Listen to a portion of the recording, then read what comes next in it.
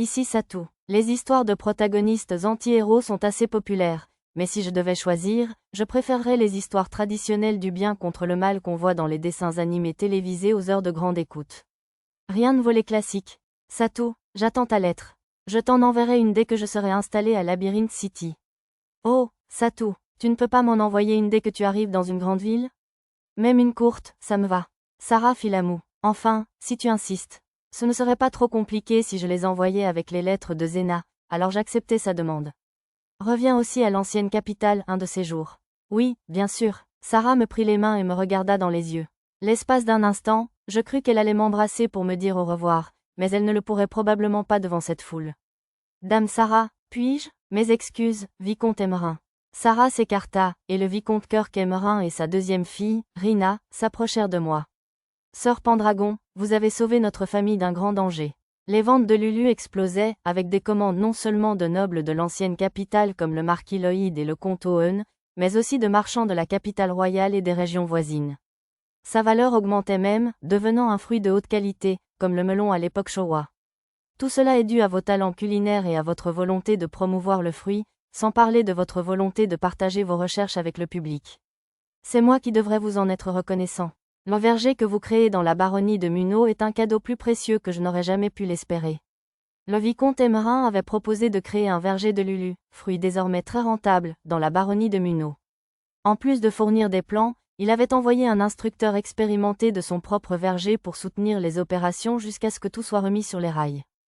Seigneur Satou, une fois votre entraînement terminé, vous retournerez à la baronnie Munro, n'est-ce pas? Demanda mademoiselle Rina. Oui, c'est prévu, répondis-je. Après avoir revisité la baronnie Munro, je prévoyais de quitter le royaume de Shiga et de faire le tour du monde. Dédé, accord, je ferai de mon mieux. Très bien, je vous encouragerai, alors. Merci, je ne comprenais pas à quoi elle faisait référence, mais je devais encourager une jeune fille qui faisait de son mieux. Oh, Satou, vous êtes si cruel. Tolma, gardez vos pensées pour vous. Alors que la famille Emmerin se retirait, elle fut remplacée par Tolma et le vicomte Osaris Siemon. Ils étaient accompagnés de Monsieur Jang et de Mademoiselle Natalina de l'atelier de parchemin. Si quelque chose d'intéressant se produit pendant votre voyage, n'hésitez pas à m'en parler, d'accord? Voici quelques informations supplémentaires. Tolma me tendit une liasse de papier ficelé. Il semblait contenir des informations sur d'importants nobles de la capitale royale et même de Labyrinth City. Sir Pendragon, soyez prudent à Labyrinth City. Ceci est une lettre de présentation pour le maître de guilde. C'est une personne un peu difficile, alors si elle vous cause des ennuis, veuillez vous adresser à sa conseillère, mademoiselle Sebelkeya. Je m'inclinai devant les polis Osaris et Tolma, pourtant difficiles à détester, et leur fis mes adieux. Bien sûr, d'autres adieux se succédèrent autour de moi. Mia, salut Damaaz et tous les habitants de notre ville natale de ma part. D'accord. Mia fit un signe de tête à Cyril Toa la chanteuse, venue nous saluer. La forêt de Bolénan, au sud-est du royaume de Shiga, était le site de la ville natale de Mia, le village elfique. Le voyage pour ramener Mia chez elle allait bientôt prendre fin. Tu reviendras, n'est-ce pas, Nana? Nana et son maître, vous revenez? Larve, mon maître et moi, on reviendra ici, je vous le déclare. Nana serra fort les enfants phoques dans ses bras, qui s'agitaient adorablement. Lulu, passe quand tu veux un travail. Merci, chef. Visiblement, le chef du château du duc n'avait toujours pas renoncé à recruter Lulu. Arisa, on est venu te dire au revoir. Prenez soin de vous, mademoiselle Arisa. On rejoue au chat noir. Oh, vous êtes venu nous dire au revoir. Les voix enjouées autour d'Arisa étaient celles des enfants de l'orphelinat, qui s'étaient liés d'amitié avec elle lors des visites de sympathie avec Sarah. Ils nous ont aussi salués, Nana et moi. Lisa, Tama, Pochi, je sais que vous pouvez devenir encore plus forte. Battez des monstres et gagnez toute l'expérience possible. Oui, monsieur, nous n'oublierons pas vos enseignements, Sir Kajiro. Prenez soin de vous tous. Ayom aussi? Oui, monsieur. Les deux samouraïs de l'Empire Saga qui avaient entraîné les filles hommes bêtes, monsieur Kajiro et Ayom, vinrent également nous dire au revoir. Grâce à eux, l'équipe d'avant-garde était devenue encore plus forte. En guise de remerciement, je leur donnai 3 fois la somme promise pour leur solde. Sir Satou, il n'est pas trop tard. Tu peux encore devenir chef cuisinier de la famille Lloyd. Non, non. Sœur Satou doit épouser une fille de la famille Owen et devenir chef cuisinier et membre de notre famille. Les deux amis nobles gourmands, le marquis Lloyd et le comte Owen, vinrent également me saluer. Chacun d'eux me remit une dague aux armoiries de leurs familles respectives, en me disant de m'en servir si j'avais des ennuis en chemin. Je ne voulais pas abuser, mais chacun me serait utile si je ne pouvais pas gérer une situation seule. Il y avait aussi beaucoup d'autres visages familiers, comme nos hôtes, les Wargox, le futur duc Tisrado, et d'autres nobles que j'avais rencontrés dans l'ancienne capitale. Sœur Pendragon, évitez tout danger. Si la situation vous paraît impossible, faites demi-tour immédiatement. Et ne mourrez pas, ne vous inquiétez pas, je ne ferai rien d'imprudent. Sœur Ipazaloïde, le chevalier impérial, prit un air sérieux et me prit les mains. Cela me parut exagéré, mais les voyages en ce monde étaient en réalité assez dangereux, et de telles séparations pouvaient parfois se transformer en adieu définitif. Je devrais le savoir, puisque j'avais croisé une hydre sur la route entre le comté de Kouanou et la baronnie de Munot. Tant de monde était venu nous dire au revoir que nous avons fini par retarder le départ de notre navire. Je devrais m'excuser auprès du capitaine et des autres passagers plus tard. Finalement, le navire appareilla et nous saluâmes tous les passagers au port jusqu'à ce qu'ils disparaissent à l'horizon. Alors que le navire s'engageait sur le fleuve principal, Arisa s'approcha de moi. Alors, on prend la route terrestre par les montagnes pour rejoindre la ville natale de Mia? Ou la route maritime? Le vicomte Emmerin nous a interdit la route maritime. Ah oui, sa flotte a été détruite près des îles Dragons des Mers, n'est-ce pas? Oui, et c'est le seul moyen d'atteindre la forêt de Bolénan par bateau. J'aurais probablement pu m'en sortir, mais je n'avais personne pour me fournir un bateau. Alors, on va traverser les montagnes? Oui, Dame Cyril Toa a dit qu'elle était passée par là aussi. Quand j'avais emmené tout le monde à la salle de concert pour son concert, la chanteuse, une elfe comme Mia, m'avait raconté le voyage. Mais y a-t-il une route qui passe par là? Il vaut mieux supposer qu'il n'y en a pas. J'avais demandé aux marchands de café en ville, mais ils m'ont dit que cela faisait plus de 100 ans que personne n'avait traversé les montagnes du Dragon Noir pour rejoindre le village de Bolénan. Des montagnes, hein, je n'étais pas vraiment randonneur dans ma vie passée, pour info. Je n'avais pas prévu de marcher, bien sûr. Ne t'inquiète pas, j'ai un plan. C'est dans cet esprit que je testais depuis un moment la possibilité d'utiliser l'aviation dans les ruines du labyrinthe de l'ancienne capitale. Malheureusement, je n'ai pas réussi à construire un avion équipé d'un moteur à puissance aérienne, car la puissance était trop difficile à régler. J'ai cependant réussi à utiliser les sorts de contrôle électronique et de foudre pour produire de l'hydrogène. J'ai donc fabriqué un petit dirigeable. Il peut paraître mou, mais le ballon était recouvert d'une peau de poisson monstre géante, ce qui le rendait quasiment impossible à endommager, même avec des armes en alliage de mithril. Pour garantir un voyage sûr et confortable, je l'ai scellé avec le plus grand soin. Bien sûr, j'ai également modernisé l'équipement de mon groupe avec de nouveaux matériaux et technologies. Leur nouvelle armure était principalement fabriquée avec la peau de poisson monstre mentionnée précédemment. Elle offrait une meilleure résistance aux lames que le mithril, était aussi ignifuge que le cuir d'hydre et même résistante au choc, ce qui leur permettait d'affronter en toute sécurité des adversaires plus puissants. L'analyse aurait été pénible, alors j'ai camouflé l'armure avec la fine carapace blanche de Triton dur. Chacun avait des armes différentes. Pour commencer, Pochi, Tama et Nana étaient désormais équipés d'épées magiques qui ressemblaient à de simples épées de bronze. Ces épées magiques pouvaient avoir deux effets. Étourdissement doux pour s'attaquer aux humains et tranchant pour exterminer les monstres. Pour Arisa et Mia, j'ai fourni de nouveaux bâtons en bois d'arbre montagne. Au lieu de les fabriquer moi-même, je les ai fait fabriquer dans le meilleur atelier de bâtons de la vieille capitale. J'ai offert à Lulu un mousquet à chargement par la bouche avec la fonction tireur version 2 intégrée. Comme les sabres japonais, l'arme elle-même était considérée comme une arme ancienne, elle était donc peut-être rare, mais il ne fallait pas la considérer comme trop artificielle. Elles sont probablement tombées en désuétude à cause de la commodité des armes magiques comme les bâtons de feu et les bâtons de tonnerre. Je ne l'ai pas remarqué en allant au musée, mais apparemment, il y en avait quelques-uns exposés. Qu'est-ce que c'est? C'était notre 3e jour sur le bateau, le lendemain d'une journée de confinement due à une forte pluie, quand j'ai aperçu quelque chose au sud-est. Que voulez-vous dire? Il n'y a pas un nuage dans le ciel. Une araignée à 3 têtes? Elle est fine et élastique, monsieur. Arisa ne la voyait pas, mais Tama, Pochi et moi avons tous vu ce qui ressemblait à un fin fil blanc.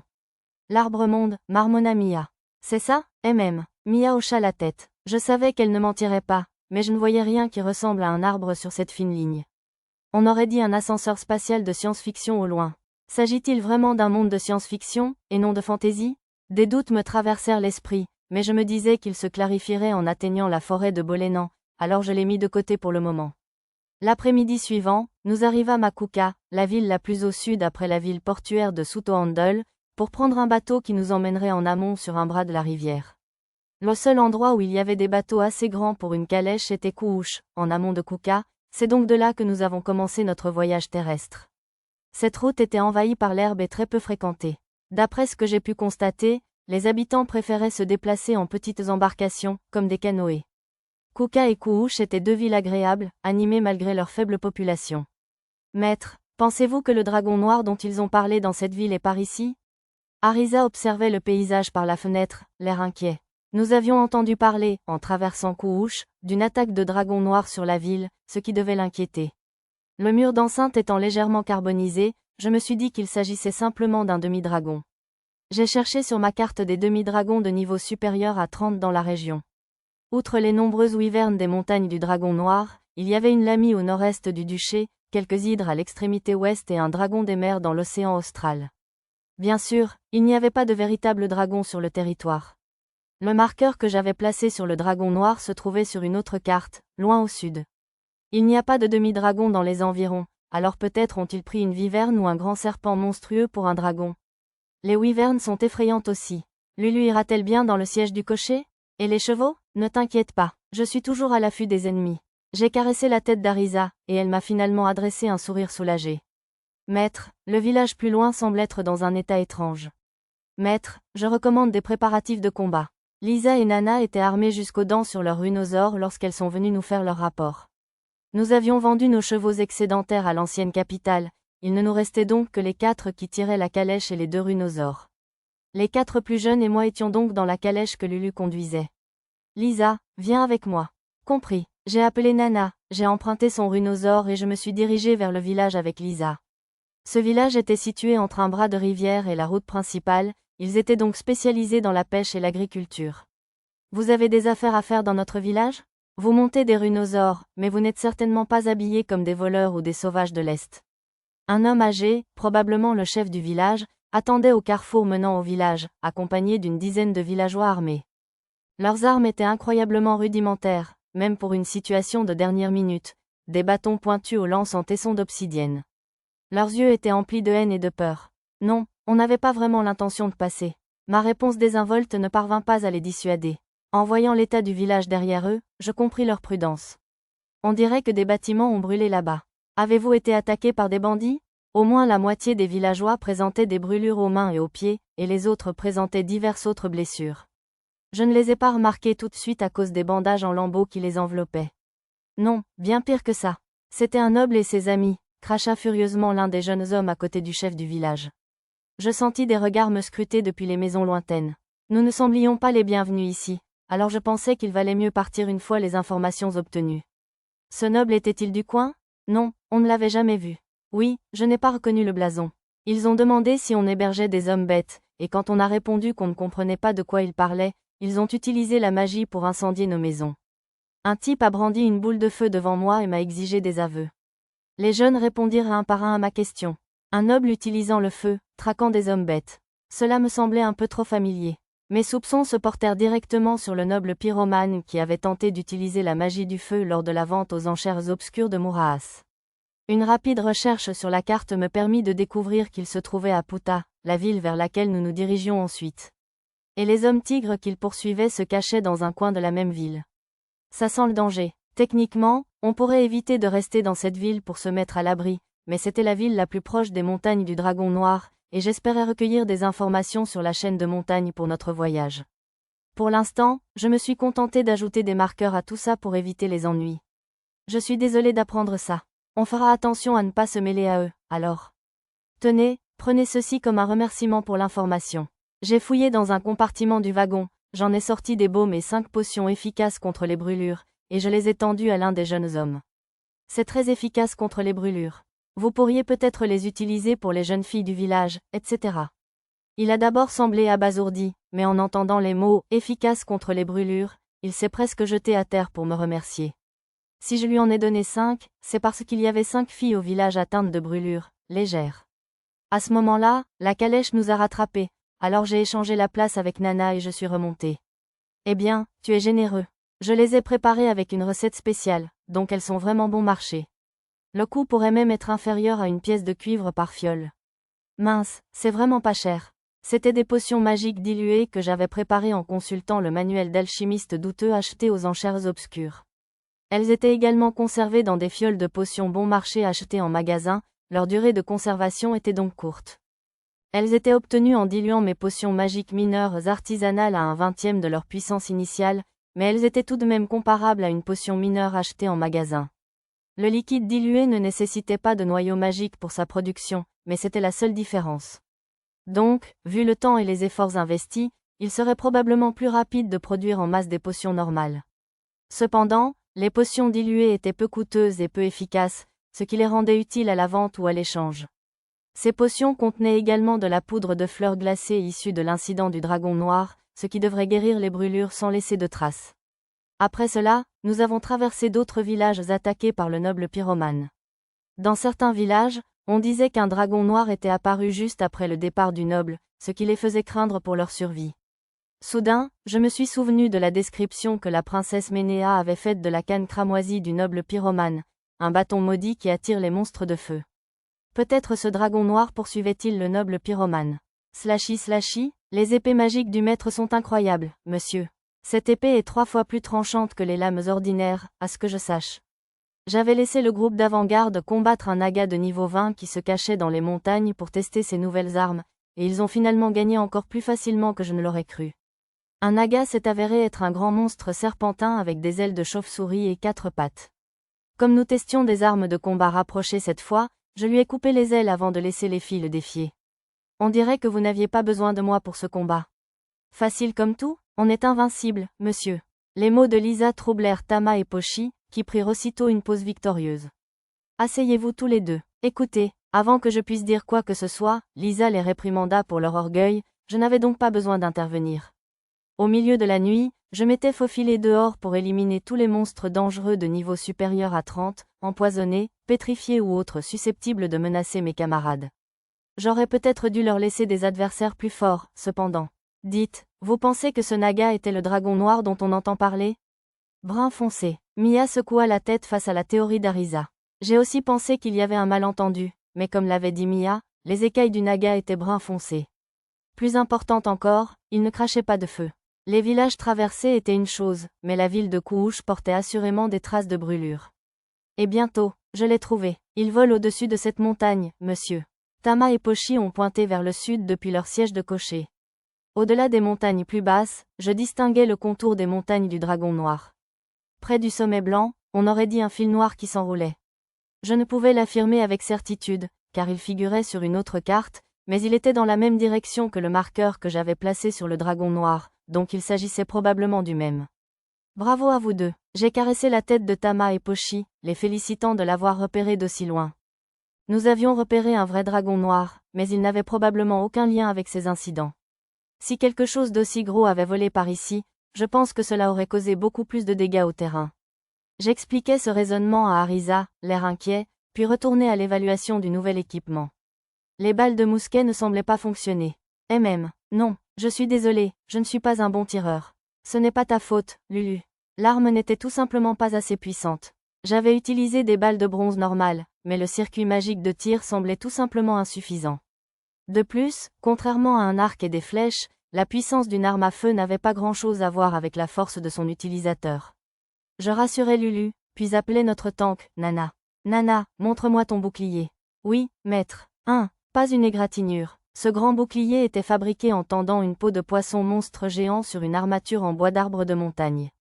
Il était considérablement plus robuste que celui que j'avais fabriqué auparavant avec une enveloppe de fruits en coquille de fer. J'étais content qu'il paraisse sûr. Au fait, la viande de naga était délicieuse grillée à la sauce soja. J'ai décidé de les chasser dès que j'en voyais. Plus tard, nous avons été attaqués par des voleurs près de la ville de Puta, ce qui nous a permis de tester l'effet d'étourdissement léger de mes épées magiques artisanales. Comme ce serait pénible de les emporter, nous les avons simplement attachés à l'arbre le plus proche. Comme nous n'étions pas loin de la ville, je me suis dit que nous pourrions simplement demander aux gardes de les récupérer. La ville de Puta apparut au-delà des arbres. Elle était coincée entre deux montagnes, le château du connétable étant construit sur le versant de la montagne occidentale. Il y avait une mine de mithril sur la montagne à l'est, où l'on extrayait maintenant de petites quantités d'étain et de plomb. La population était légèrement inférieure à la moyenne par ici, avec un peu plus d'hommes-bêtes, comme les hommes lézards et les hommes rats, que d'humains. Les seuls nobles présents en ville étaient la famille du connétable baronnet Poton et le marquis d'Assarès, alias le noble pyromane du royaume de Makiwa, et son escouade. D'après les informations recueillies auprès des villages voisins, la ville de Puta était réputée pour être un lieu de rassemblement des chasseurs de monstres. Si des demi-gobelins ou autres monstres étaient aperçus errant près des villages, la ville engageait les chasseurs de monstres pour les exterminer. C'était crucial, car le connétable refusait d'agir avant que de graves dommages ne soient causés. En y réfléchissant, j'ai consulté la carte et découvert des dizaines de nids de demi-gobelins dans les forêts avoisinantes, tous les kilomètres environ. La plupart étaient de petits nids comptant moins de 10 demi-gobelins. Dès que leur nombre devenait trop important, ils étaient la proie d'autres monstres ou exterminés par les chasseurs de monstres. Il n'y avait donc pas de grandes colonies comme dans la baronnie de Munno. Même maintenant, une dizaine de groupes de chasseurs de monstres rôdaient dans les forêts à la recherche de demi-gobelins. L'un d'eux revenait justement à Puta et se disputait sous nos yeux. Franchement, ce monde avait bien trop de problèmes. 4 femmes et un jeune homme se disputaient devant la porte. Comme je l'ai dit, je ne peux pas payer le droit d'entrée si vous ne me payez pas d'avance. Pourquoi devrions-nous faire une chose pareille? Exactement, vous avez dit que vous seriez utile si on vous emmenait, mais vous n'avez rien fait pour nous jusqu'à présent. Vous ne pouvez même pas porter nos bagages, et vous buvez toute notre eau. Pire encore, vous avez découpé le renard de feu qu'on avait tant travaillé à abattre et vous avez abîmé son pelage. Les femmes ont rejeté avec mépris le garçon, qui n'avait qu'un bras. Elles le voyaient clairement comme un fardeau, mais il refusait de céder. J'admirais son courage. Et, Kenna, attends une seconde. Quoi? Logarde, qui était resté planté là comme si de rien n'était, s'adressa à la chef des femmes. Un renard de feu, tu as dit? Tu es allé jusqu'à la vallée brisée? Feu, bien sûr que non. Si on allait dans un endroit comme ça, c'est nous qui serions traqués. Alors où? On l'a trouvé à notre emplacement habituel, dans les montagnes jumelles. Vraiment? Je ne reconnaissais pas les noms des lieux, mais visiblement, quelque chose clochait avec l'emplacement de ce monstre. Ouais, on a vu un gobelin qui utilisait la magie du feu aussi. C'était dingue, c'était dans les montagnes jumelles aussi. Ouais, c'est ça, j'en interprétais peut-être trop, mais je me demandais si tout ça n'était pas dû à la canne écarlate du noble pyromane qui attirait les monstres de feu. Je n'étais pas sûr de la portée ni des conditions de la malédiction, mais quelqu'un pourrait ravager une capitale ennemie avec un objet comme celui-là. Cependant, il semblait que j'étais le seul à avoir cette théorie. Les gardes étaient simplement déconcertés par l'activité inhabituelle des monstres. Les chasseuses de monstres firent signe aux gardes et commencèrent à franchir les portes, mais le garçon se précipita pour les arrêter. Et, on n'avait pas fini de parler. Bien, venez au bar à côté de la boutique de l'acheteur avant le coucher du soleil aujourd'hui. Si vous venez, on vous donne 3 sous pour les 6 jours, comme promis. Attendez une minute, j'ai vaincu 4 gobelins aussi. Tu me dois 4 pièces de plus pour la commission. Tiens, espèce de petit. Tu as juste porté le coup fatal à des gobelins qu'on avait presque fini, hein? Tu as du culot de vouloir une récompense pour ça.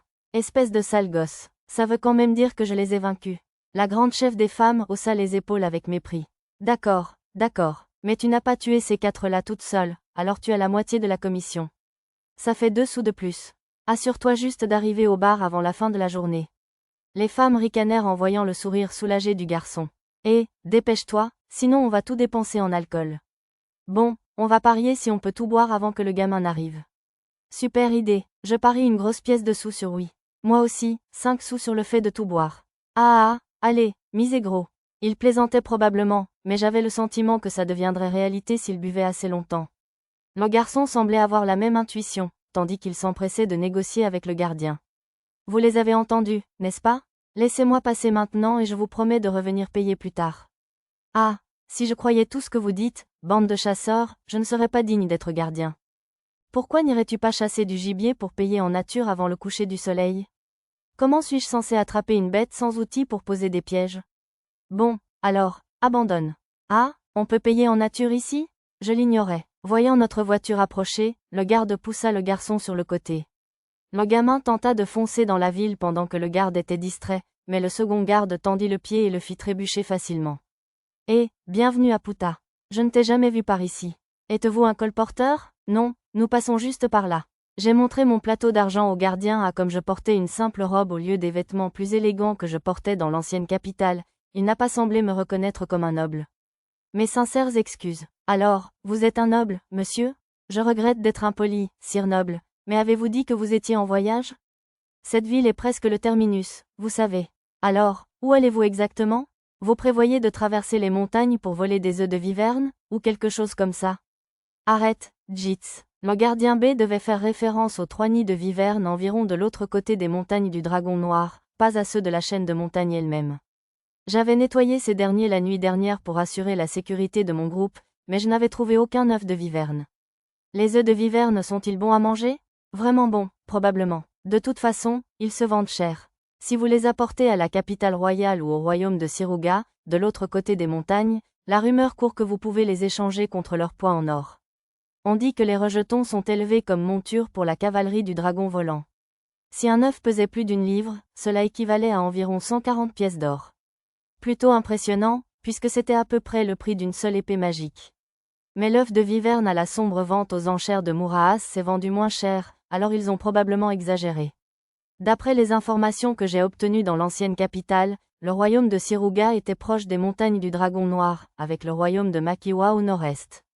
Le royaume de Lumork, patrie de la princesse Ménéa, était plus au nord, séparé par 2 petits pays. D'ailleurs, notre destination, la forêt de Bolénan, se trouvait juste au-delà des montagnes du Dragon Noir, au sud. Alors que je me remémorais mentalement ma géographie, le garçon de tout à l'heure prit la parole. « Eh, monsieur Noble, silence, vous !» Le gardien B réduisit rapidement le garçon au silence d'un coup de lance. Je ne pensais pas que ce fût nécessaire, mais je suppose qu'il était logique d'être aussi sévère. Un autre noble pourrait exiger une punition plus sévère pour un roturier qui lui parlerait hors de son tour. C'est bon, qu'y a-t-il, jeune homme? Je fis signe au gardien B et m'adressai au garçon, toujours étendu au sol. Monsieur le noble, j'ai besoin de votre aide pour entrer en ville. Prêtez-moi une pièce de cuivre.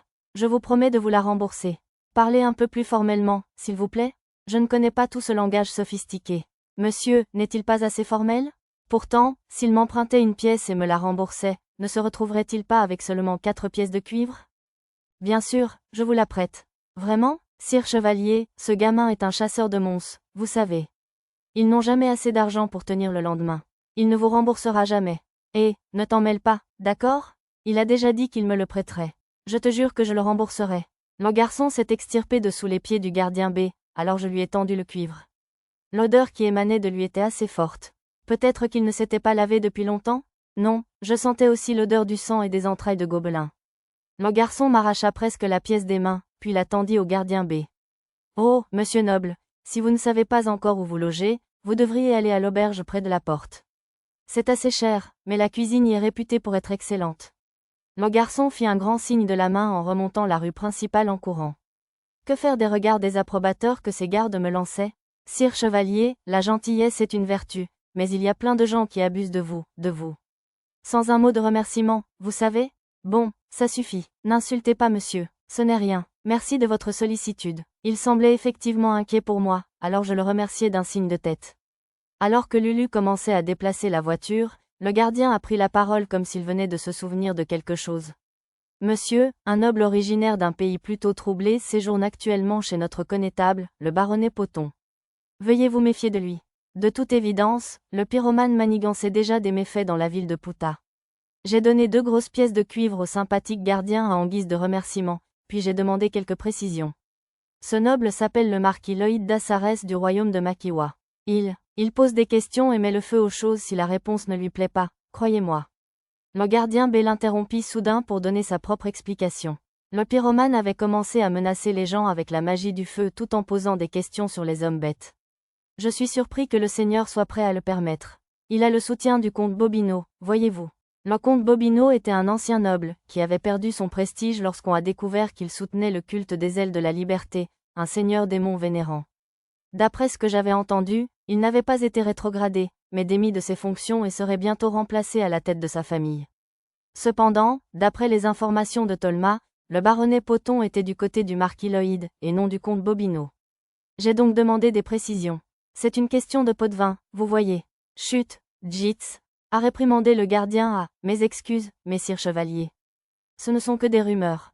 Oui, mais il a soudainement obtenu tout ce pouvoir il y a 6 mois, et il rapporte des boîtes à l'effigie de Bobino que nous n'avons pas le droit d'inspecter. Il doit faire de la contrebande pour quelqu'un, non? Cette information m'inquiétait, alors j'ai vérifié à nouveau, mais ni le baronnet Poton ni le noble pyromane n'étaient membres des ailes de la liberté. Ils étaient probablement plutôt des collaborateurs qui leur fournissaient argent et logement. Je préférais que les choses restent calmes, mais si des ennuis survenaient avec le noble pyromane ou le baronnet, je pourrais probablement les régler en mentionnant les pots de vin ou en leur montrant la dague à crête que j'avais reçue du marquis Loïd. Soit dit en passant, si cela durait depuis 6 mois, C'était parce que le dragon noir que j'avais chassé avec Ayato et compagnie bloquait la route principale. Merci, j'éviterai absolument de m'impliquer avec le baronnet Poton ou sœur d'Assarès. Je leur donnais une pièce d'argent à chacun en guise de remerciement supplémentaire. Malheureusement, en tant que noble moi-même, il serait impoli de ne pas saluer les nobles locaux. Le mieux que je pouvais faire était de faire une présentation minimale pour remplir mon devoir, puis de les éviter autant que possible. Sachant qu'ils recevaient le noble pyromane, je décidai de marquer le baronnet Poton. Avant de quitter la porte, je signalai également les voleurs que nous avions laissés attachés à un arbre et la malédiction sur la canne cramoisie du noble pyromane. Puis je fis conduire Lulu en calèche jusqu'à l'auberge près du portail. Bienvenue dans notre auberge du portail. Alors que nous entrions dans la cour, une jeune fille, qui semblait être une servante, accourut. Je laissai Lulu et les autres avec la calèche et la suivis dans l'auberge, n'emmenant qu'Arisa. Dès qu'il me vit, le propriétaire de l'auberge sembla avoir découvert la poule aux œufs d'or. C'était étrange, car je ne portais pas de vêtements particulièrement coûteux ce jour-là. Quel plaisir, jeune maître. Nous avons justement une excellente chambre de libre pour vous. L'homme se frotta les mains velues en me conduisant vers la chambre la plus chère. C'était en fait un bâtiment indépendant de 3 étages, le rez-de-chaussée servant d'entrepôt pouvant accueillir la calèche, les chevaux et tout le reste. Il y avait aussi une salle de bain à cet étage, mais il n'y avait qu'une petite baignoire, probablement sans eau chaude. Comme l'eau était longue à bouillir, le propriétaire nous a demandé d'éviter de nous baigner pendant les repas. Nous étions autorisés à utiliser l'eau du canal d'irrigation pour tout sauf pour la boire, mais j'avais un peu peur qu'elle se mélange aux eaux usées. Eh bien, ce serait acceptable, à condition de la nettoyer d'abord à l'eau pure. À cause de son éloignement, cette ville n'est pas des plus ordonnées. L'aubergiste m'a dit qu'il valait mieux payer un supplément pour engager une sentinelle de nuit afin d'empêcher les vols. La pension coûtait 1 pièce d'argent par nuit, et la sentinelle coûtait 2 pièces de cuivre supplémentaires. J'ai décidé de payer la sentinelle pour dormir tranquillement. La sentinelle était gratuite si on restait plus de 5 jours, mais je n'avais pas l'intention de rester longtemps ici, alors j'ai juste payé 2 nuits à l'avance. Tant qu'à faire, j'ai demandé à l'aubergiste d'envoyer une lettre demandant un rendez-vous avec le baronnet Poton. J'y ai joint la lettre que j'avais reçue du marquis Lloyd. Waouh, c'est donc ici que loge le noble, hein? Un chasseur qui ressemblait à un chef de la mafia est entré d'un pas fanfaron dans la cour de l'auberge, un grand sac à la main. Il en a étalé le contenu, qui semblait être des morceaux de venaison, sur un torchon. Oh là là, une sacrée proie pour toi, mon pote. Ouais, ça fait une éternité que je n'ai pas fait une telle prise. Qu'en penses-tu, jeune noble? C'est bon à croquer. Sauf qu'il n'y a pas d'entrailles, parce que je les ai mangées le jour même. Ah! Le chasseur, ricanant, semblait être venu vendre sa venaison. Il en demandait 2 pièces d'argent, moins de la moitié du prix pratiqué dans la vieille capitale. Il ne devait pas être un très bon homme d'affaires pour se lancer à un prix inférieur à la valeur marchande. C'était un peu suspect qu'il soit déjà au courant pour moi, mais il venait probablement de l'apprendre des gardes en rentrant en ville. Notre immeuble n'avait pas de cuisine, alors j'ai acheté la viande et confié la préparation au chef de l'auberge. Il me faudrait au moins quelques heures avant de recevoir une réponse à ma lettre, alors nous avons décidé de nous habiller et d'explorer la ville. Nous avons rangé nos objets de valeur dans la réserve et le sac du garage, ce qui nous a permis de sortir ensemble sans problème. J'ai pensé à porter quelque chose de plus simple, mais j'ai décidé que ce serait sans doute plus facile si j'avais l'air d'un noble, alors j'ai gardé la même tenue. Où allons-nous, monsieur? Tama et Pochi levèrent les yeux vers moi, main dans la main. Au port. J'ai entendu dire qu'ils y vendent des fruits rares. Amusant. Mia retira sa flûte en paille le temps d'exprimer son approbation. C'était une petite ville, donc il n'y avait qu'une dizaine de minutes à pied jusqu'à la jetée. D'après l'aubergiste, il n'y avait pas de marché officiel, mais quelques charrettes et étals vendaient nourriture et boissons aux marins. En marchant sur le chemin de terre, j'ai observé les bâtiments clairsemés de chaque côté. Comme la région était très chaude et humide, il y avait beaucoup de maisons de plain-pied bien aérées. Tout était surélevé d'environ 30 cm, mais pas sur pilotis comme une maison de plage. Les gens dans la rue étaient tous assez légèrement vêtus, beaucoup portant des jupes courtes. Les femmes d'une vingtaine d'années ou plus portaient généralement des jupes plus longues, mais jamais assez longues pour couvrir les chevilles. Pour les mineurs, les jupes qui s'arrêtaient juste au-dessus du genou semblaient être à la mode. Peu m'importe, mais beaucoup d'hommes portaient des chemises ouvertes ou étaient torse nu. Et la plupart des enfants en âge d'aller à l'école primaire portaient des chemises qui n'arrivaient pas tout à fait au nombril. Il semblait que ce soit plus une question de vêtements trop petits qu'une question de mode. Parmi les enfants trop jeunes pour l'école, environ la moitié portaient des chemises amples, beaucoup trop grandes pour eux, mais l'autre moitié était pratiquement nue. Ceux-ci portaient des pagnes et couraient joyeusement pieds nus. C'était peut-être de l'ignorance de ma part, mais j'appréciais plutôt l'atmosphère tropicale. Maître, il y a beaucoup de larves ici. Nous devons les adopter immédiatement, je vous le conseille. Ouais, non, j'ai balayé d'un revers de main l'appel impassible mais ardent de Nana. Les jeunes hommes rats et hommes lézards qui couraient innocemment dans la ville avaient clairement éveillé l'instinct protecteur de Nana. Notre destination est en vue, maître, annonça Lisa, en tête du groupe. Des marchands ambulants étaient rassemblés dans les rues et à l'entrée des entrepôts, leurs marchandises étalées sur des nattes au sol. Pas beaucoup de vendeurs ici, dans la campagne, hein? Arisa, tais-toi. Je réprimandai Arisa pour son impolitesse avant de m'approcher du vendeur le plus proche. La natte était tapissée de paniers remplis de fruits, des melons miniatures aux agrumes en passant par des poires couleur pêche. Grâce à une recherche sur la carte, je déterminai que ces fruits poussaient naturellement dans les forêts voisines. Qu'en dites-vous? Ils ne coûtent qu'1 centime pièce. Je les ai cueillis dans la forêt, alors ils sont frais et savoureux. Zut, c'est pas cher. J'en ai acheté beaucoup pour pouvoir partager avec tout le monde. Certains n'étaient pas encore mûrs, mais le melon était vraiment délicieux, avec un goût de pastèque moins sucré. Miam? Tellement croustillant, monsieur. Miam. Tama, Pochi et Mia étaient particulièrement fans. J'aimerais que ce soit un peu plus sucré. Vraiment? Je le trouve plus sucré que les melons Kuvork que tu aimais tant, Arisa. Eh bien, il n'y avait presque rien de sucré dans ce pays. Arisa et Lulu se souvinrent en croquant le melon. Ce fruit a un croquant plutôt agréable. Excusez-moi, mademoiselle. On est censé le couper et le manger, vous savez. Ne me blâmez pas si vous vous cassez une dent. Le fruit que mangeait Lisa avait la taille d'une balle de baseball, avec une enveloppe semblable à celle d'un fruit de palmier. Il sentait bon, alors j'en ai ouvert un pour goûter. Un jus blanc laiteux en coulait, alors je l'ai avalé précipitamment. C'était comme un yaourt liquide, avec une texture gluante mais un arrière-goût agréable. Je suis impressionné que tu aies réussi à casser ce fruit perlé sans couteau, jeune homme. Tu es chevalier, ou quelque chose comme ça, peut-être? Le commerçant surpris me tendit une cuillère en bois pour déguster la chair du fruit. Contrairement au jus qui le précédait, cette portion était dense et collante. C'est bon, monsieur? Envie d'y goûter? Ah, monsieur. Commençant par Pochi, je fis goûter le fruit à tout le monde. Après un premier tour, je me tournai vers Nana, la seule qui semblait préoccupée par autre chose. Vous n'en voulez pas, Nana? Maître, j'ai localisé l'unité criminelle qui a attaqué les larves, je vous le signale. Nana désigna le port. Il y avait un homme tigre blanc. Il semblait avoir un différend avec un marchand. Je ne voyais aucun enfant aux alentours, alors à en juger par la réaction de Nana, elle dut l'identifier comme l'homme tigre qui avait chassé les enfants phoques de l'ancienne capitale. Permission d'anéantir immédiatement. Non, Nana. Il s'agissait d'un malheureux accident, et un cheval fou l'avait piétiné peu après, il avait donc déjà été suffisamment puni. Ce serait ridicule de le frapper maintenant. S'il vous plaît, je vous l'ai dit, nous n'en avons plus en stock. Mon don d'ouïe fine capta la conversation entre l'homme tigre blanc et le marchand. La prononciation de l'homme tigre blanc était difficile à comprendre, alors je m'adaptais mentalement pour compenser. J'ai juste besoin d'un remède pour les brûlures.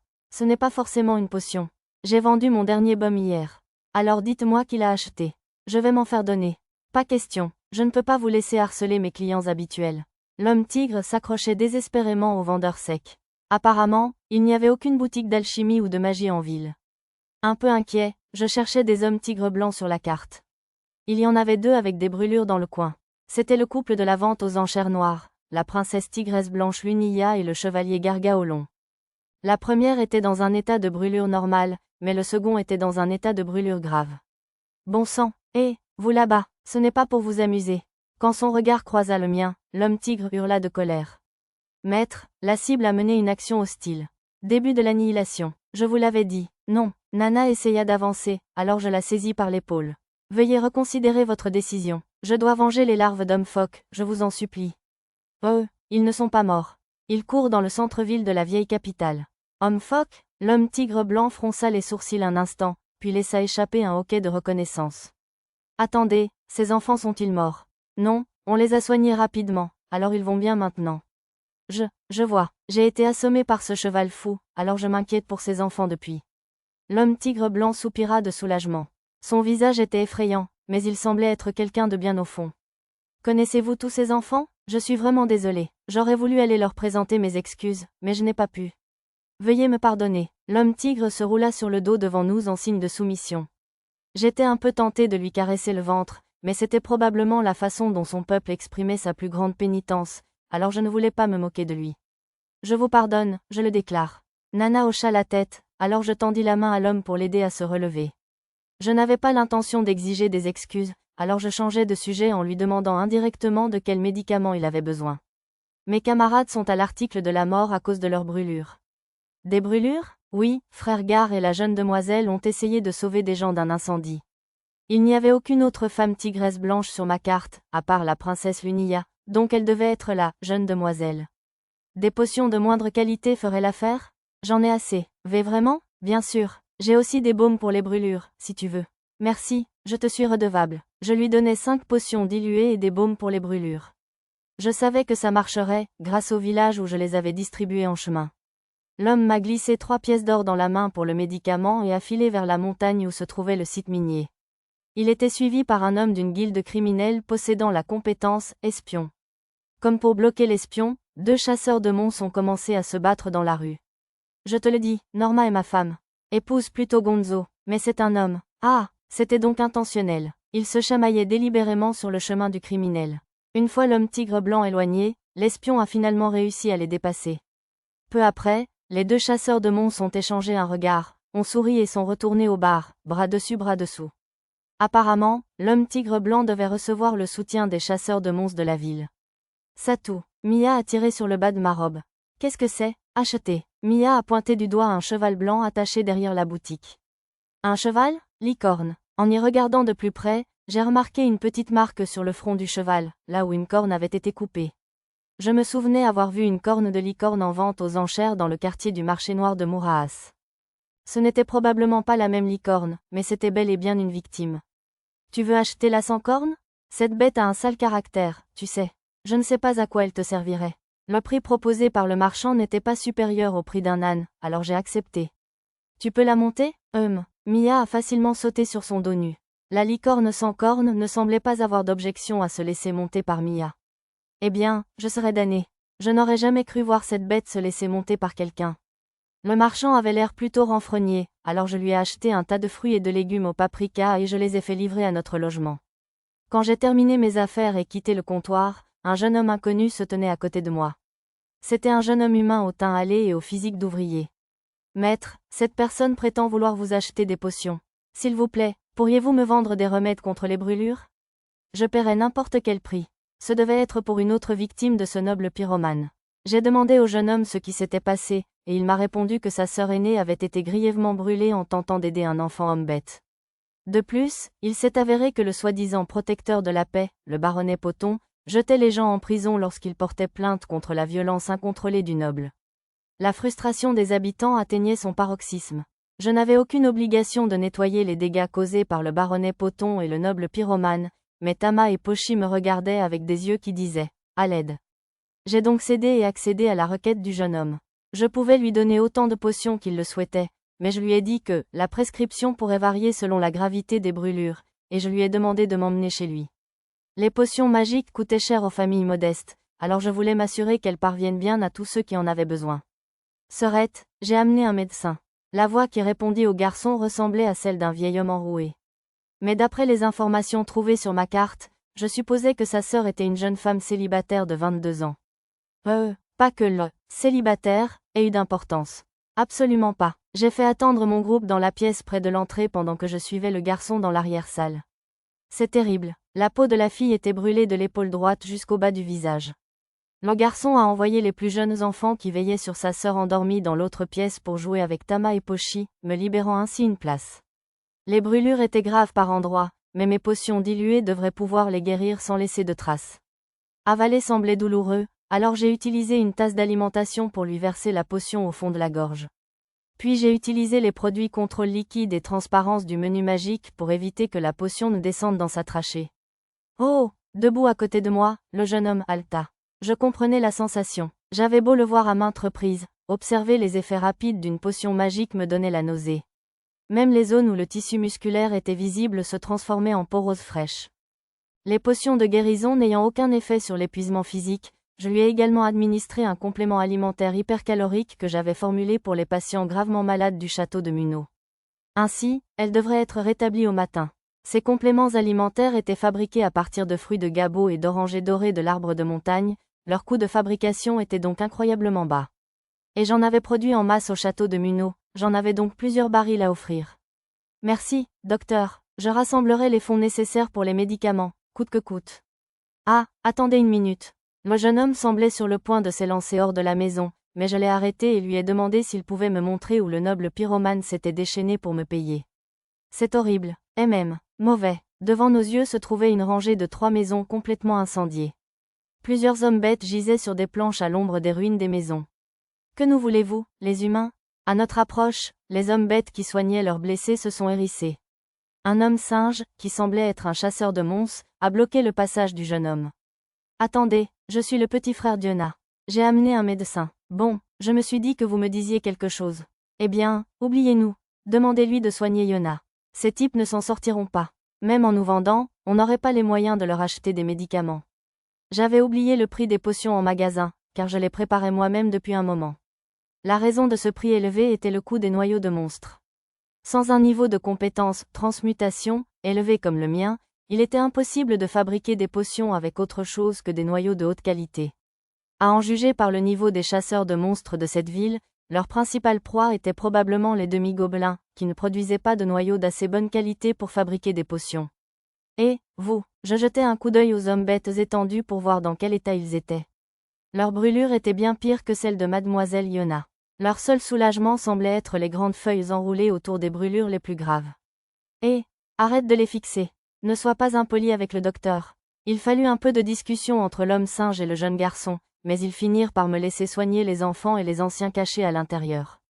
Personnellement, je n'avais aucun problème à les laisser tranquilles s'ils refusaient le traitement, mais le jeune homme était si désespéré que je finis par jouer le rôle du pharmacien au cœur tendre. Merci, monsieur, je n'aurais jamais pensé bouger cette main à nouveau. C'est grâce à vous, docteur. Merci, monsieur. Les personnes que j'ai soignées, leurs familles, et même des personnes qui semblaient totalement étrangères à moi, sont venues me remercier. Certains hommes bêtes étaient difficiles à comprendre à cause de la structure de leur bouche, alors je me suis adapté mentalement comme avec l'homme tigre blanc. Désolé d'avoir douté de vous, docteur. C'est juste notre nourriture pour les pauvres, mais je veux que vous la preniez. L'homme singe, distant, qui avait disparu depuis un moment, est revenu me proposer une corbeille de fruits rouges. Tiens, tu lui donnes des fruits rouges? Attention, gamin, on a un vieux dicton, un fruit rouge par jour éloigne le médecin. Il pourrait peut-être en faire un remède, non? Comme chien et chat, le garçon et l'homme singe recommencèrent. Mais je n'utiliserai jamais ce fruit rouge comme médicament. Merci beaucoup. Pour lui témoigner ma gratitude, j'en ai pris un dans le panier et j'en ai pris une grosse bouchée. Il était un peu trop mûr, mais encore juteux et délicieux. Je n'en avais pas goûté depuis longtemps. Moi aussi, j'en veux un. Bien sûr. Arisa s'est précipitée vers moi et m'a tendu la main, alors je lui en ai tendu un. Vous voulez goûter aussi? Oui, bien sûr, monsieur. J'en ai tendu un à Tama et un à Pochi. Monsieur, je préfère la viande, monsieur. Ils mordirent tous les deux dans les fruits avec avidité, mais leurs visages se crispèrent en mâchant leur première bouchée de tomates. Ils n'apprécièrent sans doute pas l'étrange texture gélatineuse à l'intérieur. Arisa, quant à elle, grignotait joyeusement. Un peu trop mûr peut-être, mais ça fait tellement longtemps. Terminé? C'est pas bon de gaspiller de la nourriture, monsieur. Très bien, vous deux. Tama et Pochi réussirent quand même à manger le reste de leurs tomates, alors je leur caressais la tête et les félicitais. Les autres enfants semblaient intéressés aussi, mais hésitaient en voyant les réactions de Tama et Pochi. Lulu fut la seule à trouver le courage d'essayer, même si, à en juger par son expression, elle n'aimait pas beaucoup non plus. Les tomates sont une spécialité de Puta? Des tomates? Si tu parles de fruits rouges, les seuls villages qui en cultivent sont le nôtre et quelques tribus d'oiseaux. Grâce à une recherche sur la carte, j'ai confirmé que seuls 3 villages les cultivaient, mais ils poussaient à l'état sauvage en grand nombre le long des montagnes au sud. La femme singe que j'avais soignée s'est avérée être la sœur de l'homme, venue de leur village natal pour se marier ici. Ce sont les seuls fruits rouges que vous avez? J'aimerais en acheter d'autres, si vous en avez. On n'a pas besoin de votre argent, Doc. Si on peut ne serait-ce qu'un peu vous rembourser avec ça, je vous en donnerai autant que vous voulez. Mais le visage de l'homme singe s'est assombri. Mais ce sont les seuls assez mûrs pour être mangés. Les autres ont encore besoin de temps. J'en voulais des moins mûrs, alors je lui ai demandé de les livrer à notre auberge. Bien sûr, je vais les cueillir tout de suite. Sur ce, l'homme singe s'en alla précipitamment. Je ne voulais pas leur prendre toute leur nourriture, alors j'envoyai un jeune homme singe à sa poursuite pour lui dire que la moitié suffirait. L'homme avait dit qu'il n'avait pas besoin d'argent, mais je m'inquiétais de leurs moyens, alors je décidai de les payer au prix du marché. Maintenant, je pouvais préparer du ketchup, de la sauce tomate, du riz pour omelette pour les enfants, et peut-être même un ragoût de baleine. Mais tout ça pouvait attendre. Plus important encore, des pizzas. Je pouvais en faire. J'avais plus de 20 fromages différents, offerts par les nobles de la vieille capitale, et en grande quantité. Et pour la garniture, j'avais toutes sortes de légumes, de viande et de fruits de mer en stock. Faire un four à pizza en plein centre-ville serait un peu trop voyant, il faudrait donc attendre notre départ. Mais je pouvais commencer à préparer ma sauce tomate en attendant. Y est-il? Maître a l'air content, alors Pochi l'est aussi, monsieur. Tama et Pochi, accrochés à mes jambes, se blottirent joyeusement contre moi. Oups, j'étais tellement enthousiaste à l'idée de préparer des plats à base de tomates que mon talent, poker face, a dû craquer. C'était le pouvoir des tomates. M'éclaircissant la gorge et effaçant mon sourire, je remerciais les hommes bêtes, peut-être avec un peu trop d'enthousiasme, avant de retourner à l'auberge. Êtes-vous sœur Pendragon? Je le suis. Enchanté de vous rencontrer, baronnet Poton. J'ai fait attendre tout le monde sur un terrain vague à proximité pendant que je retournais seul à l'auberge. C'était parce que j'avais repéré que le baronnet Poton venait de faire une entrée remarquée à l'auberge, accompagné d'une dizaine de gardes. C'était un homme d'âge mûr, grassouillet et chauve, dont le regard errait sans cesse derrière moi. On aurait dit qu'il soupçonnait ses ennemis de surgir à tout moment par la porte de l'auberge. La lettre du marquis Lloyd m'ordonnait de vous traiter comme je traiterais le marquis lui-même. Cependant, je n'ai jamais vu le marquis avoir un associé tel que vous. Il semblait penser que la lettre était peut-être une contrefaçon. Mais il ne voulait probablement pas offenser le marquis en le lui demandant, au cas où elle serait authentique, alors il sortit pour me voir et juger par lui-même. C'est compréhensible, je n'ai le plaisir de le connaître que depuis une demi-lune environ. Je fouillai dans ma robe et en sortis la dague aux armoiries de la famille Lloyd, que je présentai au baronnet. Une dague aux armoiries du marquis Lloyd. Le baronnet Poton tenait la dague et y insufflait un pouvoir magique, et l'armoirie brillait faiblement, ornée de lettres anciennes qui devaient être la devise familiale. Je crois avoir vu une plaque gravée des mêmes mots à l'entrée de la maison du marquis. C'est vrai, le visage habituellement rougeau de l'homme se vida. Il devait s'attendre à ce que je sois un imposteur. Pardonnez mon impolitesse, sœur Pendragon. Je vous en prie, inutile de rester dans une cabane aussi misérable. Ne viendriez-vous pas plutôt à mon château? L'aubergiste fronça les sourcils à cette remarque grossière. Mais il ne pouvait visiblement pas se plaindre à un noble devant tous ses gardes. De toute façon, je n'avais pas vraiment envie de rester sous le même toit que ce pyromane. Oh, je sais, je pourrais décliner et menacer le baronnet de faire quelque chose contre ce pyromane par la même occasion. Je suis vraiment touché par cette invitation, mais il serait peut-être dans mon intérêt de ne pas visiter le château de votre Excellence. Je fis mine de jeter un coup d'œil vers la cuisine, où l'on pouvait voir les flammes brûler sur le fourneau. Le cerf entier rôti avait l'air délicieux. Est-ce sœur Pendragon, le marquis Lloyd vous aurait-il confié par hasard une mission secrète? Le baronnet Poton écarquilla les yeux et tenta maladroitement de me sonder. Tant mieux, il m'avait parfaitement mal compris. Non, pas du tout. Le baronnet poussa un soupir de soulagement audible. Cependant, je ne peux pas imaginer qu'il puisse voir d'un bon œil un noble étranger s'en prendre à des citoyens innocents. Tout le monde n'est pas aussi indulgent que votre Excellence. À ces mots, l'homme se figea aussi soudainement que s'il avait rouillé. S'il avait eu une queue, elle aurait été entre ses jambes. Je n'avais pas prévu d'utiliser mes relations ainsi, mais autant insister. Baronnet Poton, j'ai entendu dire que vous êtes. Je marquai une pause, le regardant droit dans les yeux. Un excellent agent de police, je suis donc certain que vous ne laisseriez jamais sciemment un noble étranger terroriser vos concitoyens. Mais bien sûr que non. Veuillez dire au marquis Lloyd que tant que moi, Porolo Poton, je vivrai, la ville de Puta sera toujours en sécurité. Le baronnet transpirait visiblement. Je n'en attendais pas moins, votre Excellence. Il se trouve que j'ai l'intention d'écrire une lettre au marquis Lloyd demain. J'espère pouvoir l'informer du travail acharné de votre Excellence. Tout à fait. Je vous remercie de votre considération, sœur Pendragon. Le baronnet Poton faillit trébucher en sortant précipitamment de l'auberge et se jeta dans la voiture qui l'emportait rapidement. J'ai peut-être été un peu trop direct, mais il semblait avoir compris mon message. Occupez-vous de ce noble pyromane d'ici demain, et je ne dirai que du bien de vous au marquis Lloyd dans mon rapport.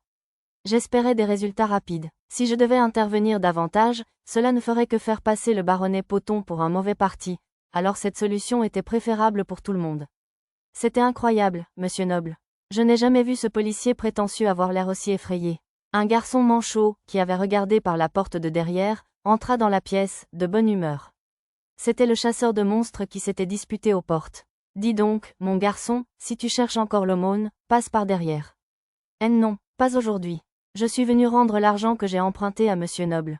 Le garçon parut déstabilisé par la supposition de l'aubergiste. Noble, merci encore. Voici votre argent. Vous m'avez vraiment rendu service. J'acceptais le sou qu'il me tendit. Il avait dû se battre encore une fois pour obtenir sa récompense de ses femmes. Il avait une coupure à la lèvre et un bleu apparaissait sur sa joue droite. Ce garçon devait mener une vie assez violente. Hé, l'aubergiste, j'ai reçu du fric aujourd'hui. File-moi un peu de ce cerf qui a l'air délicieux. Ne sois pas stupide, ce truc n'est pas pour un novice comme toi. PFF, peu importe. Pourquoi ne prends-tu pas notre fameux poisson grillé à la sauce blanche? Ouais, ça me va. Le menu poisson grillé coûtait 2 sous. Vu ce que j'avais entendu dire sur ses revenus plus tôt, c'était probablement trop cher pour lui. Si tu dépenses autant, comment vas-tu avoir de quoi retourner en ville? Je traverserai ce pont quand j'y serai. On ne sait jamais quand on va mourir, alors il faut au moins veiller à bien manger, non? Était-il philosophe ou simplement imprudent? J'étais un peu inquiet. Pendant que nous discutions, Arisa et les autres sont revenus, nous avons donc quitté l'auberge principale pour la maison séparée où nous logions. On dirait que vous avez réglé ce problème. Ouais, pas de souci. J'ai hoché la tête. Arisa possédait les sorts de magie spatiale clairvoyance et clairaudience, elle connaissait donc toute l'histoire. J'ai expliqué la situation à tout le monde. J'espère que le gendarme fera bien son travail. Ça devrait aller, tu ne trouves pas? Il a l'air très soucieux de sa survie, et il pense que je travaille pour le marquis Lloyd. Ouais, mais ce genre de petites gens peut parfois faire des folies. Je ferai attention. Il valait probablement mieux garder le conseil d'Arisa à l'esprit. Pour éviter tout problème, j'ai décidé de me renseigner ce soir afin de pouvoir partir le lendemain. Finalement, je n'avais aucune obligation envers cette ville. Maître, je crois que le dîner est prêt. Un serviteur était venu informer Lulu que notre repas était prêt, alors nous nous sommes tous dirigés vers la salle à manger. Personne ne semblait s'opposer à ce que les filles bêtes nous rejoignent. Peut-être était-ce dû à l'incident avec le baronnet Poton plus tôt. J'ai faim, Tilde. J'ai faim, monsieur Tilde. Pochi et Tama m'ont tenu les mains en chemin et les ont balancées d'avant en arrière, entonnant leur chanson de la faim, accompagnée musicalement par Mia. Les paroles de la chanson semblaient changer à chaque fois que je l'entendais. J'avais perdu le compte du nombre de variations. On dirait qu'on est à cette table au centre. Arisa désigna une grande table au milieu de la pièce, avec 8 chaises et la nourriture déjà disposée. Le repas consistait en un simple cerf rôti entier. Apparemment, il fallait en découper un peu, ajouter de la sauce blanche dans un petit bol et le manger enroulé dans des feuilles de laitue. Il y avait aussi une assiette séparée avec des légumes vapeur et du pilaf que j'avais commandé pour Mia. La sauce blanche s'avéra être de la mayonnaise. Apparemment, il n'y en avait pas dans la vieille capitale, ce que j'avais supposé être pour des raisons de santé, mais j'étais contente de voir qu'elle existait. C'était peut-être une spécialité de la région. Cependant, cette mayonnaise-là. Waouh, c'est vraiment bon ce roulé de laitue. De la mayo? C'est de la mayo, monsieur. Oui, la mayonnaise est délicieuse, mais je pense que la viande est meilleure nature. La mayonnaise est bonne, mais... Après avoir croqué dans le wrap au chevreuil et à la mayonnaise, Lulu s'est tournée vers moi pour confirmation. Elle avait raison, la mayonnaise était extrêmement forte. Peut-être avait-il utilisé une autre huile, ou peut-être les proportions de leur mélange étaient-elles incorrectes, mais j'avais l'impression d'avoir des brûlures d'estomac avant la fin du repas. Tandis que je tapotais les joues de Mia, qui boudait en mangeant son pilaf de légumes, j'ai averti tout le monde de ne pas abuser de la mayonnaise. Monsieur, la sauce blanche ne vous plaît pas? Elle est délicieuse, merci. C'est vous qui l'avez concoctée? L'aubergiste, qui observait depuis la cuisine, s'est approché. Non, c'est un chasseur de monstres manchot qui me l'a apprise il y a 6 mois. Il m'a fait payer le prix fort pour la recette. C'était un astucieux, contrairement à ce petit idiot de conne, là-bas. Et, ne me mettez pas dans le même panier que ce type à l'air bizarre. Après avoir soigneusement nettoyé son poisson grillé jusqu'à la dernière arête, le jeune chasseur de monstres conne a fusillé l'aubergiste du regard. Avez-vous par hasard entendu le nom de cet homme? Oui, il se faisait appeler John Smith. John Smith, un pseudonyme courant sur Terre. J'ai demandé à l'aubergiste à quoi ressemblait l'homme, mais tout ce dont il se souvenait, c'était qu'il avait les cheveux noirs, l'absence de bras gauche et des traits plutôt plats. Comme il lui manquait un bras, je soupçonnais fortement qu'il s'agissait du 3e homme introuvable que le royaume de la princesse Ménéa avait invoqué. À bien y penser, il a disparu de la ville un jour. C'était un chasseur de monstres, non? Il a probablement été tué par un monstre. Je ne pense pas que cet homme aurait succombé aussi facilement. Alors qu'il discutait avec l'aubergiste, le regard de Con était fixé sur le venaison. Je me sentais mal de le laisser ronger une arête de poisson toute propre sous les yeux des filles bêtes, alors je lui ai donné une assiette de venaison enveloppée de laitue. Vous êtes sûr? Waouh, merci, vous êtes le meilleur, monsieur Noble. Le garçon l'accepta avec révérence des 2 mains, la savourant par petites bouchées prudentes. Après chaque bouchée, il marmonnait des choses comme « zut » et « délicieux ». L'observant du coin de l'œil, je me mis à savourer mon gibier. Juste à ce moment-là, Nana, qui surveillait l'entrée avec attention, se leva brusquement. Elle cacha soigneusement son front et s'appliqua du renforcement corporel, puis fila vers la porte à une vitesse fulgurante. Puis elle revint fièrement, portant 2 bébés hommes rats sous ses bras. Les bébés se débattirent frénétiquement, mais grâce au renforcement corporel qui stimulait ses bras déjà puissants, ils n'avaient aucune chance face à Nana. Maître, j'ai pris soin de ces larves. Permission de les gaver? Attendez, pourquoi les gaver? Eh bien, tout le monde, sauf les 3 filles bêtes, avait fini de manger, et il restait encore de la nourriture, donc pas de mal. J'autorisai Nana à nourrir les enfants, et elle leur donna joyeusement à chacun une feuille de laitue au gibier. Ils semblèrent d'abord confus, mais une fois qu'ils comprirent qu'ils avaient le droit de manger, les bébés commencèrent à engloutir la nourriture comme des petits oiseaux. Il s'avéra qu'ils avaient vécu à l'orphelinat de la ville jusqu'à ce que le baronnet Poton le ferme, les laissant sans abri. Aujourd'hui, au moins, je m'assurais qu'ils puissent manger à leur faim. Je ne perdrai pas, monsieur. Urk, Pochi, de l'eau? Se sentant menacé par les nouveaux concurrents, Pochi mangea encore plus vite et finit par s'étouffer. Tama lui tendit rapidement un verre d'eau. MMPH, MRP. Les enfants hommes rats se goinfrèrent comme des hamsters, se gavant de viande et de légumes. Lisa essaya d'apprendre aux hommes rats à savourer lentement leur nourriture, et voyant Con les observer avec jalousie, je l'invitai à se joindre à nous à table. Le dîner fut assez mouvementé, mais dans l'ensemble, ce fut une soirée animée et agréable. Les montagnes du Dragon Noir? J'étais seul au bar ce soir-là, à recueillir des informations. Les vêtements nobles et raffinés étaient très présents dans cette ville, alors je me suis habillé en marchand de novice. Ce bar était réputé pour son alcool doux, la liqueur de coffre. Pour un goût si léger, il avait une forte teneur en alcool. Il se mariait parfaitement avec les amuse-gueules salées aux poissons mystères. Je suis allé au village le plus lointain, et il n'y a qu'une vieille route envahie par la végétation, tu sais. Je suis presque sûr qu'il y a un chasseur de lions spécialisé dans ce domaine. J'ai offert de l'alcool au marchand, mémorisant les informations qu'il m'avait données. N'y a-t-il pas un village pionnier au pied de ces montagnes? Non, je crois que ce village a été rasé il y a 20 ans par une énorme avalanche d'oursins terrestres. Des oursins terrestres, assez gros pour détruire un village? Ça avait l'air délicieux. J'en prendrais bien une généreuse portion avec du riz. Du thon, ce serait bien aussi. Il y avait des baleines volantes dans ce monde imaginaire, alors il devait bien y avoir des poissons volants, non? Bref, en laissant de côté ces pensées stupides, c'était à peu près tout ce que j'ai pu recueillir sur les montagnes du Dragon Noir. Mais j'ai découvert autre chose. Mec, une pièce d'argent juste pour avoir participé au siège d'une auberge? C'est dingue, ça fait combien de gobelins? Une pièce d'argent, ça fait 20 pièces de cuivre, alors. C'est beaucoup, mais ce pyromane a une horde d'adeptes, pas vrai? On va vraiment être payé? Allez, réfléchis, crétin. On volera tout ce qui a de la valeur en attaquant cette foutue auberge. On devrait vraiment attaquer un noble, alors? Et, on laissera l'incendiaire en payer le prix. Une rumeur très inquiétante. D'après ce que j'ai compris, un homme d'une guilde criminelle embauchait une bande de voyous de la ville. Il y avait 2 auberges dans cette ville, mais le seul noble qui y séjournait, c'était moi. Je pensais avoir convaincu le baronnet Poton de traiter avec le noble pyromane, mais soit il n'a pas réussi à le convaincre ou à l'arrêter, soit il s'est laissé convaincre de se ranger de son côté. Pourtant, je ne pensais pas avoir fait quoi que ce soit pour mettre directement le noble pyromane en colère contre moi. Les ragots au bar ont vite clarifié la situation. Mais qu'est-ce que l'incendiaire a contre le noble de l'auberge? J'ai entendu dire qu'il cache les hommes bêtes que le fou du feu recherche. Ils sont avec lui à l'auberge. C'est logique. J'ai entendu dire qu'il a acheté une tonne de provisions. J'ai dû acheter un peu trop de nourriture au comptoir. Donc, engager les voyous avait probablement pour but d'encercler l'auberge et d'empêcher les hommes tigres blancs de s'échapper. Je quittai la taverne, me faufila dans une ruelle et utilisai téléphone pour expliquer la situation à Arisa. Quel ennui. Tu crois que ce gendarme a quelque chose à voir avec ça? J'hésitais, alors je fis une recherche sur la carte. La plupart des gardes qui n'étaient pas de service semblaient être chez eux. Il était donc peu probable que le gendarme, le baronnet Poton, soit impliqué dans cet incident. Alors, au lieu de l'empêcher, pourquoi ne pas les laisser faire le siège et prendre ce noble stupide en flagrant délit? Si on apprend qu'il a rassemblé une bande de voyous et attaqué un noble endormi, il ne pourra jamais s'en sortir. J'ai réfléchi à la proposition d'Arisa.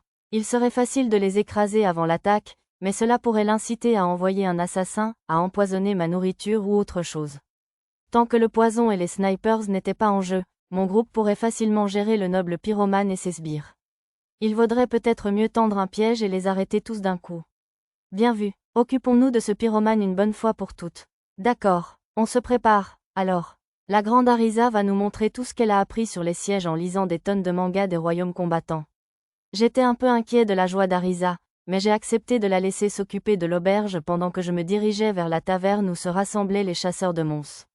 J'allais rendre visite aux chasseurs de monstres spécialisés dans la région du village le plus lointain. Allez, attends une minute. Dégage, conne. En approchant de la taverne des chasseurs de monstres, j'entendis le jeune conne se disputer avec la chef des femmes chasseuses de monstres. Ce noble est vraiment quelqu'un de bien. Il ne ferait pas de mal à une mouche. Ça n'a aucune importance. Elle a raison. On gagne une pièce d'argent chacun rien que pour avoir encerclé une auberge. Ouais, tu as une idée du nombre de gobelins que ça représente? Même un vaurien comme toi pourrait se lancer dans une telle aventure, tu sais. Il faudrait être fou pour laisser passer cette chance. L'homme de la guilde criminelle semblait également rassembler ses forces. Contrairement aux voyous de l'autre bar, les chasseurs de monstres étaient armés et de haut niveau, ce qui posait problème. En vérifiant mes marqueurs, j'ai vu qu'une vingtaine de voyous et de chasseurs se rassemblaient sur un terrain vague près du château du connétable. À ce moment-là, les voyous ordinaires étaient plus nombreux que les chasseurs de monstres. Les seules personnes présentes sur le terrain vague étaient l'équipe de la guilde criminelle. Le noble pyromane et ses amis étaient encore tous dans le château. J'ai activé clairvoyance et j'ai regardé à l'intérieur de la taverne. Hé, Ordo, pose ce verre et dis-leur d'arrêter. Pourquoi? Laisse ces dames faire ce qu'elles veulent. Allez, Ordo. À l'intérieur de la taverne se trouvaient 8 chasseurs de monstres, dont Con, les femmes et un groupe d'hommes bêtes. Cet Ordo était un homme lapin borgne, et son groupe variait de niveau 7 à 9, un niveau élevé même pour des chasseurs de monstres. Le reste du groupe à l'intérieur n'était pas très différent des chasseurs de monstres du terrain vague. Le groupe d'hommes bêtes restait neutre, refusant des déconnes. Tu ferais mieux de reculer, ou ce sera plus qu'un coup de poing cette fois. Allez, mademoiselle, s'il vous plaît. Kenna, la chef du groupe de femmes chasseurs de monstres, leva le poing, mais Ordo l'appela. Kenna, j'y réfléchirai un instant. Que veux-tu, Ordo? Ce n'est pas ton genre de fourrer ton nez dans les affaires des autres chasseurs de monstres. Juste un conseil, ma belle. Nous sommes du côté du noble de l'auberge. Il a sauvé la vie de la sœur de Borch, et en plus, l'Alliance des hommes bêtes nous a demandé de le protéger. Ah bon? C'était peut-être leur façon de me remercier pour tout à l'heure. Je ne savais pas qui était la sœur de Borch, mais elle devait être l'une des victimes de brûlures que j'avais soignées. Si je n'avais pas entendu ça, j'aurais peut-être simplement supposé que leur groupe était avec le noble pyromane et je les aurais éliminés à distance. Tu es sérieux, Ordo? Je sais que vous êtes costaud, mais il y a plus d'une vingtaine de chasseurs de monstres ici. Les gardes du gendarme arrivent aussi, tu sais. Bon, rester dehors à écouter ne me servirait à rien. J'ai poussé la porte usée et j'ai interrompu leur conversation. Je ne m'en ferai pas pour ça. Les gardes ne viendront pas.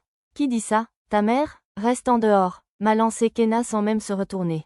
Elle a dû me prendre pour un autre chasseur de monstres. J'ai utilisé mes relations dans la vieille capitale pour remettre le baronnet Poton à sa place. À moins qu'il ne soit autodestructeur ou encore plus idiot que je ne le pensais, il n'enverra pas de garde. Tandis que je continuais, Ordo m'a fait signe et les autres se sont arrêtés pour écouter. Kenna et son groupe se levèrent, les mains sur leurs épées. Kenna retenait Con, et je lui fis signe de la main avant de me présenter. Bonjour, ravi de vous rencontrer. Je suis Satou Pendragon, le chevalier héréditaire. Je parcourus le bar du regard, observant calmement leurs réactions. La plupart étaient moins hostiles que prévu. Je ne cherchais pas à vous écouter aux portes, mais j'ai entendu ce que vous disiez. Mademoiselle Kenna, n'est-ce pas? Je me demandais si je pouvais vous demander, à vous et aux vôtres, de rester ici et de continuer à boire ce soir. Boire? Vous n'êtes pas là pour nous recruter? Non, rien de tout cela. Je suis juste venu chercher les dernières informations sur la chaîne de montagne et le village le plus lointain. Quoi? Si vous écoutiez, vous devez bien avoir une idée de ce qui se passe, non? Vous ne devriez pas quitter cette auberge et filer vers les collines? Je suis sûr qu'Ordo pourrait vous ouvrir les portes si vous le demandez gentiment. Quelle surprise, je ne m'attendais pas à ce qu'on me donne des conseils. Ces gens n'étaient pas si mauvais que ça, ils étaient juste séduits par la promesse d'une pièce d'argent. Dans ce cas, je pourrais peut-être les convaincre de participer au blocage de la fuite du noble pyromane. On peut parler une minute? J'ai peut-être une mission pour toi. Tandis que j'expliquais mon plan, les chasseurs de monstres me fixaient tous, stupéfaits.